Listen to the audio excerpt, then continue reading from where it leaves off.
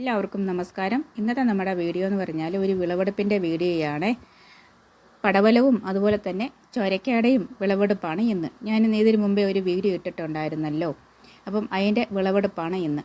നമുക്ക് വിളവെടുക്കാം. കണ്ടോ, പടവലങ്ങ വിളവെടുത്തു. അടുത്ത് നമ്മൾ ചൊരക്ക, നീളൻ ചൊരക്ക, ബോട്ടിൽ ഗാർഡെന്നും പറയും, അത് വിളവെടുക്കാം.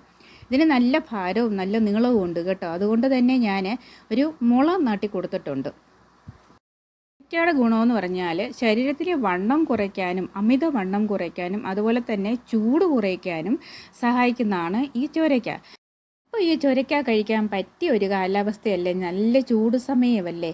അപ്പം ഞാനും കുഞ്ഞും വിചാരിച്ചു എന്നാൽ രാവിലെ വെറും വയറ്റിൽ ഇത് നല്ലതുപോലെ ഉപ്പിട്ട് വേവിച്ചിട്ട് വെറും വയറ്റി കഴിക്കാമെന്ന് വിചാരിച്ചു.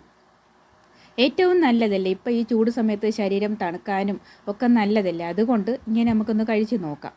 അതുപോലെ തന്നെ കണ്ടോ, ഇതിൻ്റെ വണ്ണവും നല്ല നീളവും ഉണ്ട്. കണ്ടോ, നല്ല വണ്ണമുണ്ട്, നല്ല ഭാരമുണ്ട്. എനിക്ക് കയ്യിൽ പിടിക്കാൻ പോലും പറ്റത്തില്ല. ഇനി ഇതിൻ്റെ വണ്ണവും നീളവും കൂടെ നമുക്ക് അളന്ന് നോക്കാം.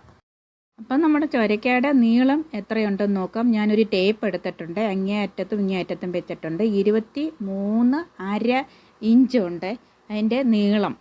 ഇനി നമുക്ക് അതിൻ്റെ വണ്ണം എത്രയുണ്ടെന്ന് നമുക്ക് നോക്കാം കേട്ടോ. അപ്പം വണ്ണം കണ്ടോ 13 ഇഞ്ചുണ്ട്. അപ്പോൾ ഇതുപോലെ നമ്മുടെ വീട്ടിൽ എന്തെങ്കിലും വെച്ച് പിടിപ്പിക്കുകയെന്നുണ്ടെങ്കിൽ നമ്മുടെ ആവശ്യത്തിന് ഉള്ള പച്ചക്കറികൾ നമുക്ക് വീട്ടിൽ നിന്ന് വിളവെടുക്കാൻ പറ്റത്തില്ലേ. ഒരു ചെടി മതി.